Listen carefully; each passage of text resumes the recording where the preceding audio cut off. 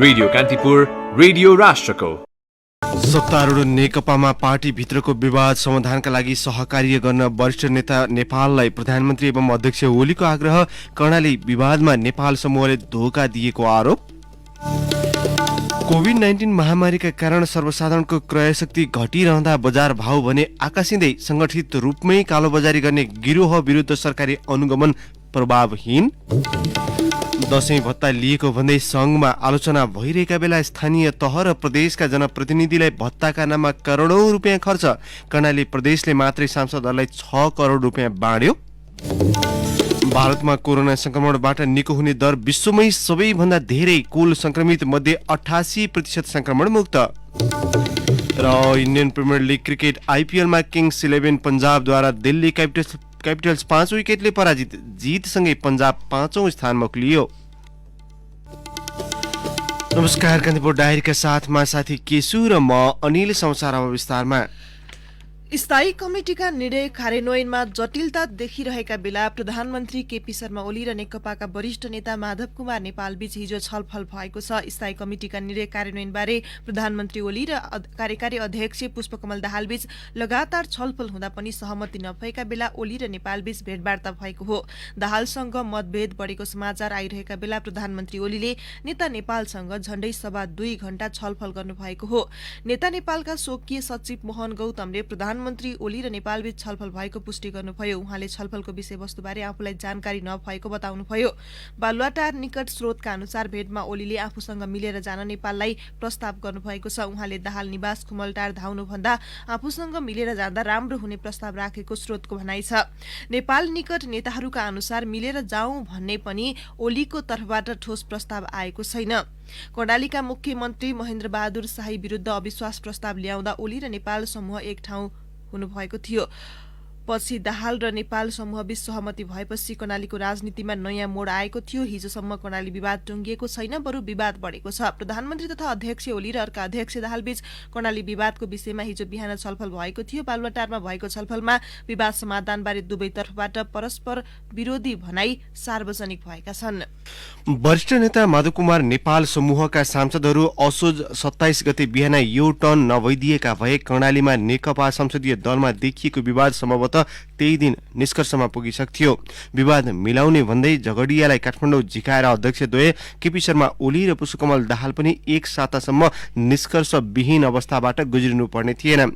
18 सांसदले हस्ताक्षर गरी असोज 25 गते संसदीय दलमा पेश गरेको अविश्वासको प्रस्तावमा नेपाल समूहका आर्थिक मामिला तथा योजना मन्त्री प्रकाश ज्वाला बाहेक 7 जनाको हस्ताक्षर छ। यसअघि पटक पटक अविश्वास प्रस्तावको प्रयास गरेको भनी आरोप खेपिरहेका नेता यमलाल कणेलले 7 जनाको साथ पाएकाले अघि बढ्ने आँट गर्नुभएको थियो। यति छिट्टै उनीहरू प्रस्तावबाट पछि हट्लान् भन्ने उहाँले कल्पना समेत गर्नुभएको थिएन। कणेलको भनाइ छ, खासमा यो प्रस्ताव ल्याउन उहाँहरू नेपाल समूहले नै मलाई आग्रह गर्नुभएको हो। मेरो भन्दा पनि उहाँहरूकै रुचि बढी देखियो। अहिले पछि हटेको देख्दा अचम्म लागेको छ। अविश्वास प्रस्ताव आउनुमा जाजरकोटका नेकपा केन्द्रीय सदस्य निरज आचार्यको पनि भूमिका रहेको उहाँले सार्वजनिक रूपमै भन्नुभएको छ। अविश्वास प्रस्ताव आउनुमा आचार्यको भूमिका थियो कि थिएन भन्ने खुलिसकेको छैन, तर सो प्रस्तावलाई नयाँ मोड दिने प्रमुख गेम चेन्जरको भूमिका भने देखिने गरी आचार्यले निर्वाह गर्नुभयो। कणेलको अगुवाईमा अविश्वासको प्रस्ताव दर्ता भएपछि असोज 26 गते बिहान दाहाल र नेपालबीच काठमाडौँमा बैठक बसेको थियो। बैठकले अविश्वासको प्रस्तावलाई निष्क्रिय पार्ने म्यान्डेट दिएर आचार्यलाई दूतका रूपमा सुर्खेत पठाएको थियो। उहाँले त्यही अनुसार दाहाल र नेपाल पक्षबीच सेतुको काम गर्नुभयो। काठमाडौँमा रहेका आचार्यले कान्तिपुरसँग भन्नुभयो, म माथि कसले के आरोप लगाउँछ भन्ने कुराको पछि म लाग्दिन, त्यसको खण्डन गर्न पनि आवश्यक ठान्दिन। तर मैले कर्णालीमा गएर दुर्घटनातिर गइसकेको पार्टी एकतालाई संयमतापूर्वक बचाउने काम भने गरेको छु। अविश्वास प्रस्ताव ल्याउन नेपाल समूहले कर्णेल जत्तिकै वा उहाँभन्दा पनि बढी रुचि राखेको कुरा गलत होइन। त्यसका पछाडि सो समूहको सुरुदेखिकै असन्तुष्टि प्रमुख कारक रहेको देखिएको छ।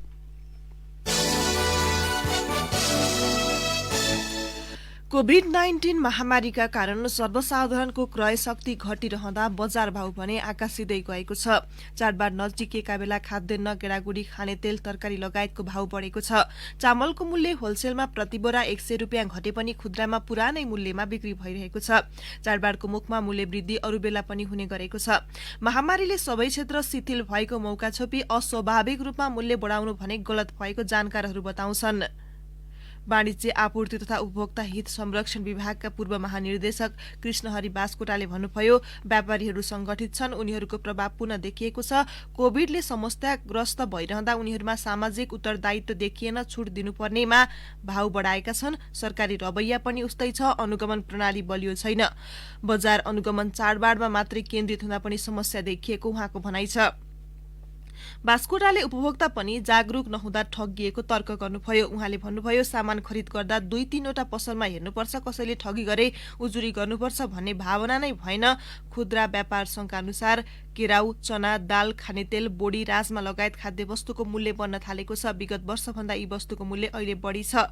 पछिल्लो 1 महिनाको तुलनामा पनि तेल, गेडागुडी, आटा, मैदा, तरकारी लगायतको मूल्य धेरै छ।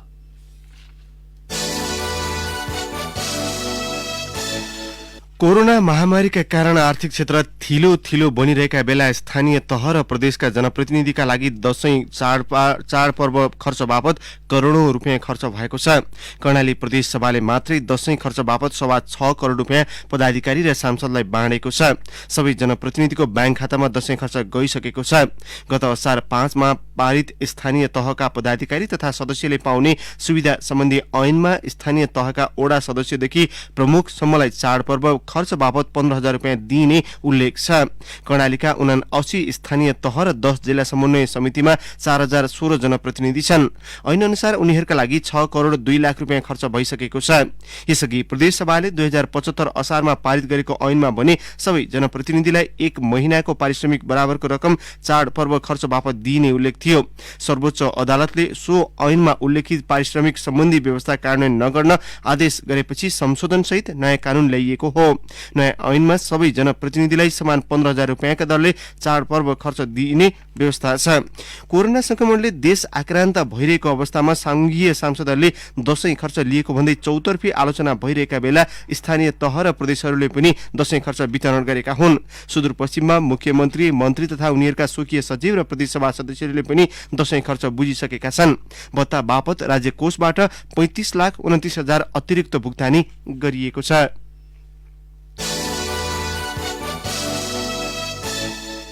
पाटन अस्पतालमा केही महिना अघि एक बिरामीलाई गम्भीर भएपछि आइसियूमा राखियो। 3 महिनाको उपचारपछि उनी निको भए। उपचारको बिल 5 लाख हाराहारी आयो।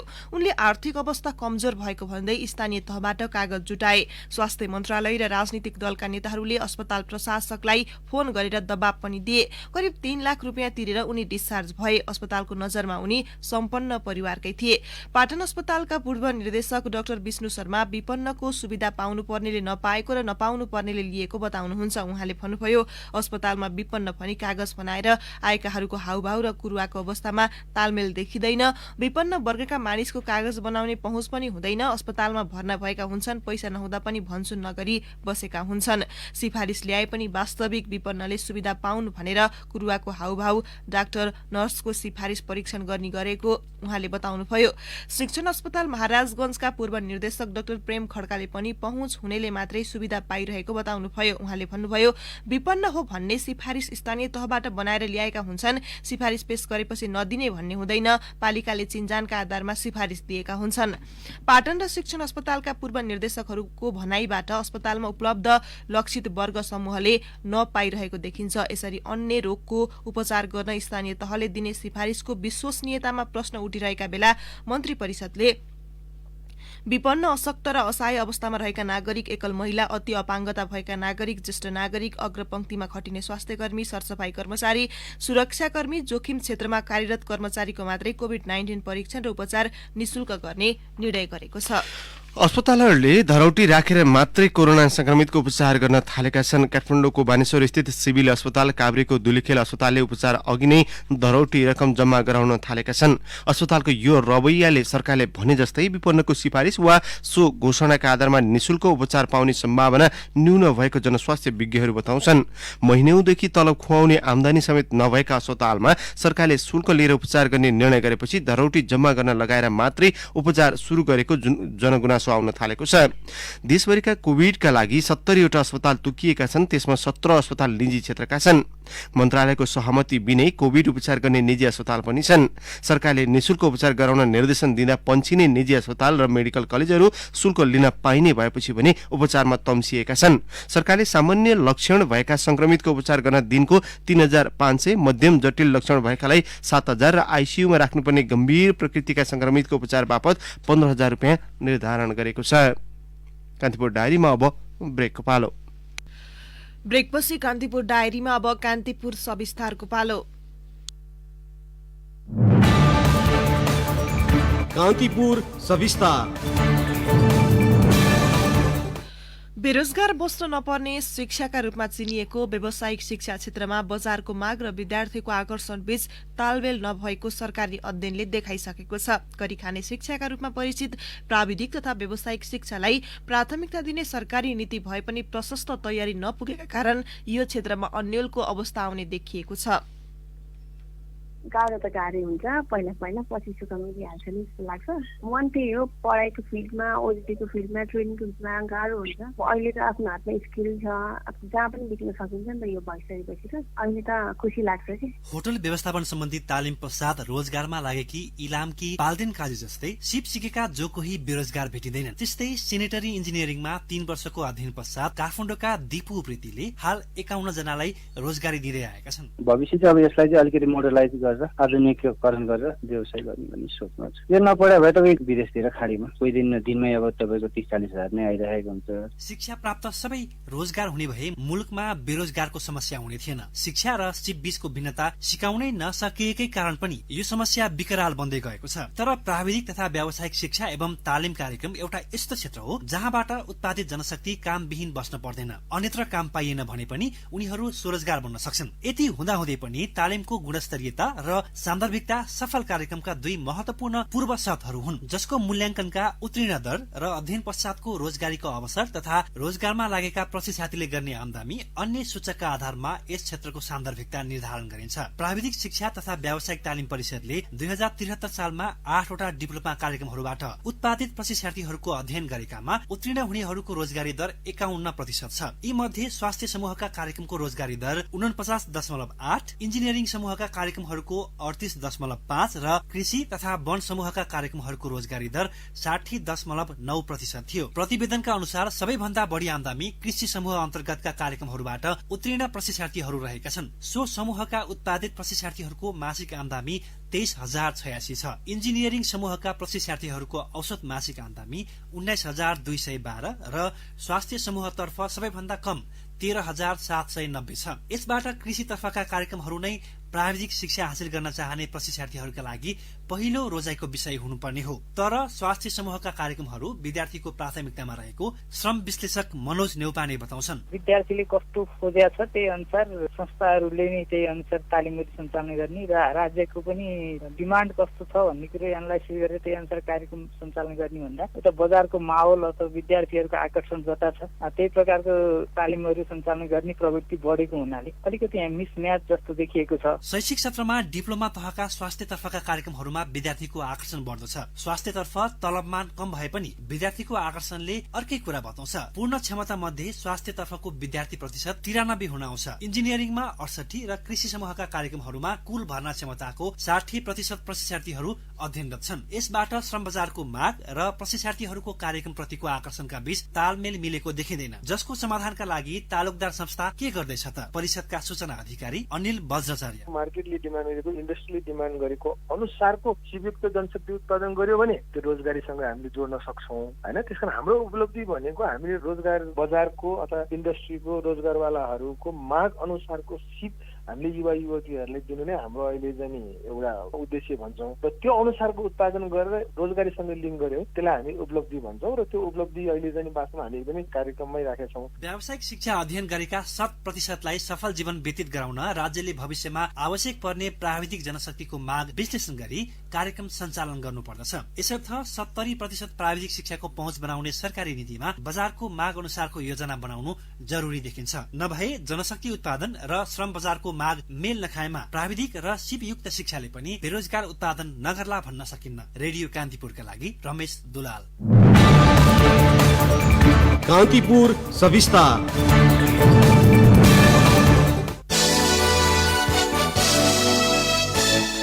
सरकारले श्रम विवाद निरूपण गर्न उच्च अदालत सरह श्रम अदालत गठन गरेको छ। मुद्दा हेर्ने अधिकारी एकजना मात्रै रहेको श्रम अदालतमा अबदेखि 3 न्यायाधीशले कार्य सम्पादन गर्नेछन्। नयाँ श्रम ऐन जारी भएको 3 वर्षपछि मन्त्री परिषदले श्रम अदालतमा उच्च अदालतका न्यायाधीश रामप्रसाद ओलीलाई अध्यक्ष तथा प्रेम कुमार राई र निशा बानियालाई सदस्य तोकेको छ। श्रम ऐन 2074ले श्रमिकको हक सम्बन्धी विवाद हेर्ने 3 सदस्यीय न्यायाधीश रहेको श्रम अदालत गठन गर्न भनेको छ। ऐनले उच्च वा पुनरावेदन अदालतमा न्यायाधीश हुने योग्यता पुगेका व्यक्ति श्रम अदालतको अध्यक्ष वा सदस्य हुने व्यवस्था गरेको छ। नेपालभरका श्रम सम्बन्धी मुद्दा हेर्ने गरी श्रम अदालतको मुकाम काठमाडौँ रहनेछ। श्रम ऐनले भने श्रम अदालत नभएको स्थानमा उच्च अदालतबाट श्रम अदालतको काम हुने व्यवस्था समेत गरेको छ। श्रम मामिला कानूनका विज्ञ रमेश बडालले कान्तिपुरसँग भन्नुभयो, श्रम अदालतले नियुक्ति, बर्खास्ती, परीक्षण काल, बिदा दिएको नदिएको श्रम कार्यालय, श्रम विभाग व्यवस्थापकहरूले गरेको निर्णयको पुनरावेदन गर्नेछ। यो मामिलामा यसले गरेको निर्णय पुनरावेदन लाग्ने छैन। मौलिक हक हनन भयो भने मात्रै रिट मार्फत सर्वोच्चमा जान्छ, नत्र यसको फैसला नै अन्तिम मानिने उल्लेख छ। श्रम अनुसार अब बैंक तथा वित्तीय संस्थाको श्रम विवाद पनि सो अदालतमै कार्य क्षेत्रमा पर्नेछ। श्रम अदालतले आफ्नो अवहेलनामा 10,000 रुपियाँसम्म जरिवाना वा 6 महिनासम्म कैद वा दुवै सजाय गर्ने अधिकार दिएको छ।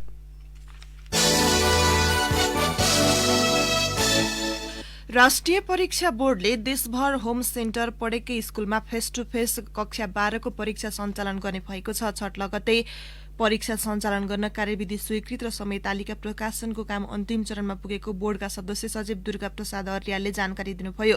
कार्यविधि अनुसार प्रत्येक विषयको सैद्धान्तिकतर्फ 40% छोटो परीक्षा, 40% बराबर कक्षा 11 मा प्राप्त गरेको अङ्क र बाँकी 20% विद्यालयको आन्तरिक मूल्याङ्कनको आधारमा मान्यता दिने तयारी छ। यसैबीच शिक्षा विज्ञान तथा प्रविधि मन्त्रालयले चालू शैक्षिक सत्रमा कक्षा 11 मा नयाँ पाठ्यक्रम अनुरूप पठन पाठन गराउन निर्देशन दिएको छ। केही निजी विद्यालयले पुरानो संकाय प्रणालीमा भर्ना लिएर पठन पाठन थालेपछि शिक्षा मन्त्रालयले सूचना जारी गरेर स्थानीय तहलाई अनुगमन गर्न समेत आग्रह गरेको छ। पाठ्यक्रम विकास केन्द्रले नयाँ र निजी विद्यालयले पुरानै पाठ्यक्रमका आधारमा शैक्षिक गतिविधि अघि बढाएपछि विद्यार्थी र अभिभावकमा अन्यल परेकाले सरकारले निजी विद्यालयलाई सचेत गराएको हो।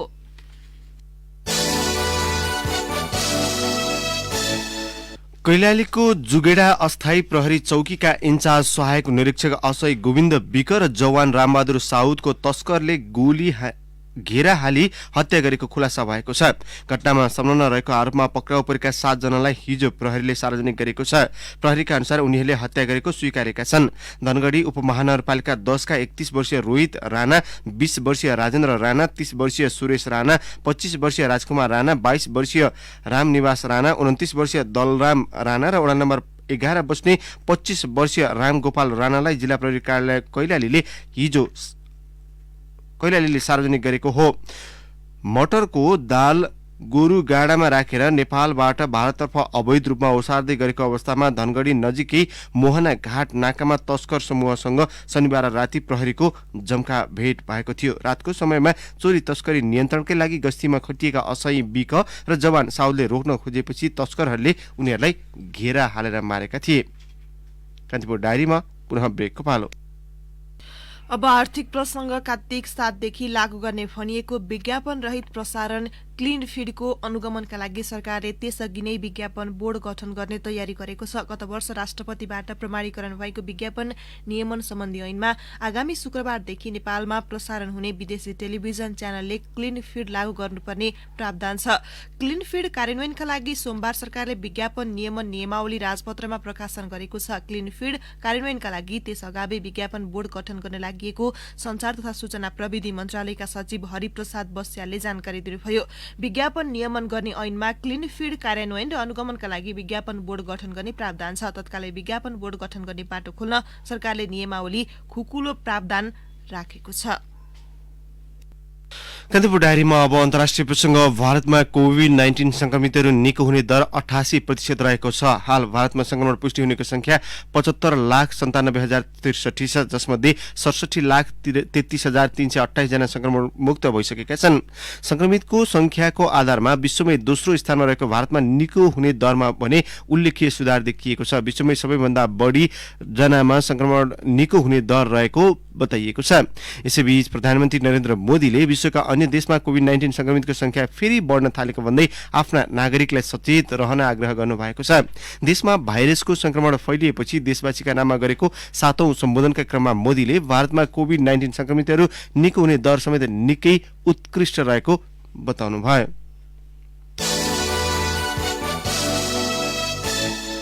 अब एउटा खेल प्रसंग। शिखर धवनको शतक पन्छाउँदै किङ्स 11 पन्जाबले इन्डियन प्रिमियर लिग आइपीएल क्रिकेटमा हिजो शीर्ष स्थानको दिल्ली क्यापिटल्समाथि 5 विकेटको जित हात पारेको छ। पन्जाबको यो लगातार तेस्रो जित हो भने दिल्लीले 10 खेलमा तेस्रो हार भोगेको हो।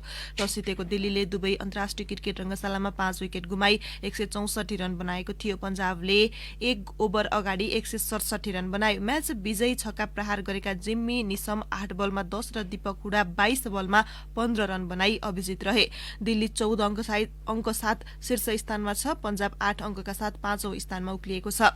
पन्जाबको शुरूआत राम्रो हुन सकेको थिएन। कप्तान केएल राहुल 15 रनमै आउट भए। मयंक अग्रवाल 5 रनमा रन आउट भए भने तुषार देशपाण्डेलाई एकै ओभरमा 26 रन प्रहार गरेका क्रिस गेल 13 बलमा 29 रन बनाई आउट भए। निकोलस पुरानले 28 बलमा 53 रन बनाउँदै पन्जाबको पतन मात्र जोगाएनन्, लगातार जित दिलाउने यात्रालाई पनि जारी राखे। दिल्लीका काशीको रावाडाले 4 ओभरमा 27 रन खर्चेर 1 विकेट लिए। त्यस्तै अक्षर पटेल र रविचन्द्रन आश्विनले 1 विकेट लिए। यी दुई टोली सिजनको पहिलो खेलमा आम्ने सामने हुँदा दिल्लीले सुपर ओभरमा बाजी मारेको थियो।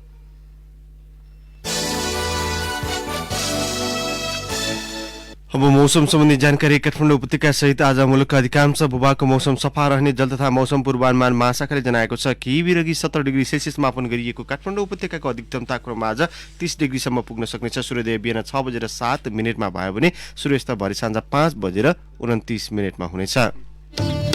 हौस् प्रसंगसहित कान्तिपुर डायरीको यो बुलेटिन अहिलेलाई यहीँ सकिन्छ। अहिले केही बेरमा प्रसारण हुने हाम्रो नियमित कार्यक्रम द हेडलाइन्समा आज हामी कोरोनाको परीक्षण र संक्रमितको उपचार सरकारले नगर्ने निर्णयले पार्ने प्रभाव र हिउँद याम सुरु भएपछि हुन सक्ने संक्रमणको फैलावटबारे बाथ रोग विशेषज्ञ डाक्टर विनय रेग्मीसँग कुराकानी गर्दैछौँ। सुन्ने प्रयास गर्नुहोला। अहिलेलाई भने कान्तिपुर डायरीबाट साथी केशु र म अनिल बिदा माग्छौँ। नमस्कार।